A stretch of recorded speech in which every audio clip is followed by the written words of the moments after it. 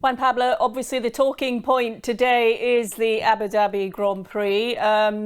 It's been quite a controversial season. It was a controversial start to the race and end to the race. But let's start with that start. How did you see it? I mean, it was a close call. I think Lewis came up the line really good, and Max did a really good job on the brakes. I think if Max would have tried to give him a little bit of room, it wouldn't give in a way, the excuse to Lewis to miss the corner. He did force Lewis to run wide. He went really deep on the brakes, and Lewis took what they call avoidance. He tried to avoid it, and by trying to avoid it, he could stay ahead. Because I don't know, that one is a difficult call, but he had nowhere else to go, to be honest. So that was a 50-50 call for me. Do you think if they'd given a penalty to both of them, it would have still had the same outcome effectively? Because, both of them would have had to have some sort of penalty if they'd gone down that route. So just to let them carry on racing was the right decision? The problem is they've been carrying on racing for a lot too many races. You know what I mean? I think Max was super aggressive at the end of the year, and in my opinion, maybe a little too aggressive. And he got away with it. And when you start getting away with it, you start questioning when you get a penalty for something like it. Why am I getting penalized for this if what I did before was worse? So I think the stewards put themselves in that position by not being more aggressive with him earlier in the year, in my opinion. But I mean, it's a 50-50. I think Lewis, in my opinion as well, was way too conservative there at the end. I mean, he knew he had to finish the race. If they crashed, Max would get the championship. But I think at the beginning of the race, he made the right call. I think towards the middle of the race and the end of the race, I think Mercedes were so afraid of getting involved with Red Bull because they had superior pace that they made some strategy errors there, in my opinion. I mean, it's very easy to judge from the outside, but when you had the virtual safety car and Max pitted the first lap, they could have come in the next lap because they were still on their virtual safety car. And I think if they would have done that, they would have been in better tires at the end as well. There's so many things there that just didn't quite go the right way. But the biggest thing is that the teams all call a strategy in accordance with the rules. So if the rules change slightly, surely that just throws the whole strategy out. Yeah, that's something you see a lot in America, that it depends whether they want the show to be, they make a decision one way or another. And in Formula One, it's always been, the rules have been very strict all the time. And I think, I don't know if it was Massey or the stewards, whoever made those decisions and changes at the end, it was difficult. I mean, I know they wanted to get the race restarted. If you wanted to see a race on the green at the end of the race, that it was better for the show, they should have gone with red flag straight away. As soon as that TV crash, put out the red flag and get 3 laps of racing, instead of putting themselves in a bad situation where they call the rules however they fit. And Max and Red Bull took it full advantage of it. They did an amazing job, and Max did whatever he needed to do to win the championship. But at the same time, I think that's the reason Mercedes is trying to appeal all the decisions, is because in a way they're right. They're absolutely right, because if you read the rule book, it says that all cars need to be waved. So why do you only wave the front 2 cars? Is Carlos not part of the race running third? How does that work? Yeah. I mean, what can be learned from this, Juan Pablo? That it's either need to be understand that it's motorsport, and at the end of the day, it needs to be a great show. And for the fans, was an amazing race. It was. Nobody wanted to see. When the safety car came out, the right thing, in my opinion, should have been a red flag. And if you don't red flag, you follow the rules. And the race is over. The Indy 500 has always been like that. It used to be, you get a caution with the 3 or 4 laps to go, you can restart, race is over. Now you get that, an IndyCar, you get a red flag straight away, and they give you 2-3 laps of racing.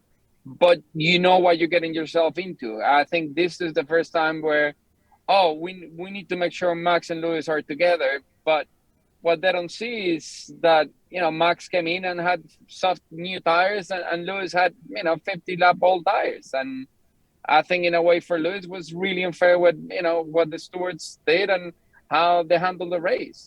So a lot of people are saying, we missed Charlie, and I don't know. There's a lot of things that could be handled different, but it's so difficult. In hindsight, is things are much easier. I mean, judging what Mercedes did and how they handled the race and everything is very easy from the outside. Knowing how aggressive Max is, they're just trying, with the pace they had, they knew they had sufficient pace, and they proved it. We're not taking tires was the right call, but they were not counting on a one lap restart. And obviously Red Bull as well had Sergio Perez, who put in a really strong performance to sort of aid Max in a way, whereas Lewis, Valtteri was so much further down the pack, couldn't really come in and help. Yeah, it's funny nowadays. People look at that and go, "Oh my God, he's so good." Checo got involved and he helped Max, and I think he did a really good job for Max. 20 years ago, if the second driver did that, they would destroy him. I mean, would Rubens ever help Michael? Everybody looked at it like, "Oh my God, why are you helping Michael? You gave a win away, you get a position away." And it was a big drama back in the day, where today, oh, he helped, he got in the way, and it was actually good that he did that. So it's just points of view. That's a really valid point. Why do you think there's that shift in that perception?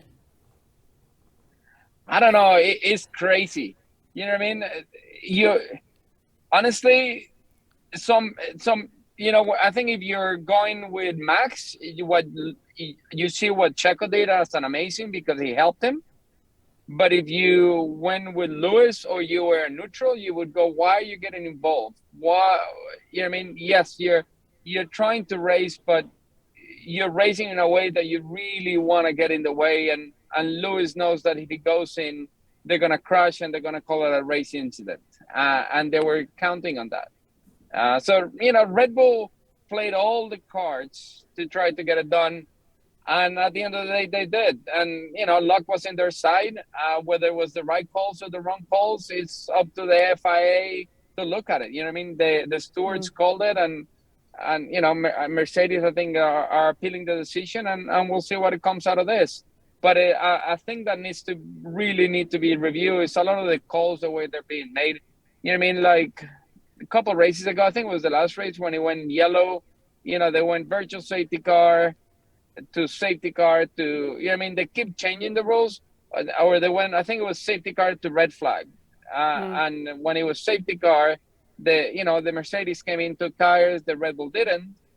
And it was the right call for the strategy, but then you got a red flag where the other cars everybody can put tires on. So I think if events are like that, they need to be more neutral, that they know if we go from safety car to red flag, we need to go back before the red flag, or before even the safety car. As soon as the safety car comes out, the racing stops, and then we need to decide what to do. But you don't want to adjust the result of the racing by your calls. You know what I mean? You need to be the racing to be the racing. Yeah.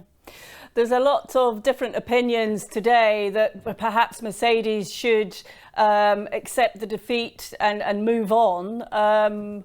What's your view on that? If I was Mercedes personally, I would fight it to the end, because the rules are written, and if you go by what the actual rule book says, it's on their way. If you're a fan of Red Bull, you're gonna go, "Oh, don't be a sore loser and give up." I think if Red Bull was in the other way around, I think Red Bull would be fighting it just as much. And and Mercedes would be going, "Oh, accept the defeat, we beat you." It's whoever campaign you're on. Do you think the season is marred a little bit by this ending, or do you think it's just the sport? I think they tried to give the fans a really good show at the end of the race, and the people that don't follow the sport every week got to see an amazing race and a great finish. And you're going to get new fans out of it. But it's, at the end of the day, it's the big picture, and people are going to pay more attention to F1. That is really important. But if you're involved in F1 or you're a Formula One driver, you have a lot of questions. You see a lot of drivers everybody's like, why? What happened here? Why are you only waving the people between the two guys? Why are we not all getting the right position? Because they couldn't. So they compromise just to put a good show at the end of the race, and honestly, you shouldn't do that. But they did, and Red Bull took a full advantage of it, and they did an amazing job. And now it's, I mean, up to whoever needs to make the decision, whatever happens. Is it really bad for the sport if they go and they call, after all the discussions and appeals, Lewis world champion? Would be terrible for the sport because it's not what people want to hear. But it's what it is. You know what I mean? It's Yeah. You shouldn't have to do that. You know what I mean? I think at the same point, I think during the race director shouldn't be in contact with any of the team owners or team bosses or anything. He should call the race at his discretion. And if you have any questions, come and talk to me after the race as well. You know what I mean? It's like, it seems like from the outside, you see, like what I see just watching the race and when you hear during the transmission is like, it seems to get influenced by whoever is talking to him. And might not be the case, but it looks bad on TV, in my opinion. I guess, we've got the winter now, Christmas and the winter to reflect on all of this, but I guess we could be in for an interesting year next year. Oh, absolutely. I think with the new cars, new wheels, the cars are going to look amazing. Everybody's expecting the cars to race a lot better.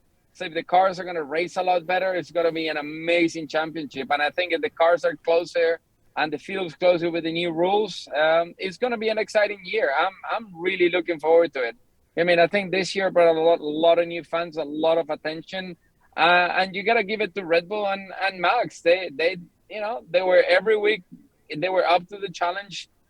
Lewis brought his same game, and in my opinion, I thought he had it. He had it there at the end, and whatever it was, he didn't go his way. And some you win, some you lose, but should be a good year next year.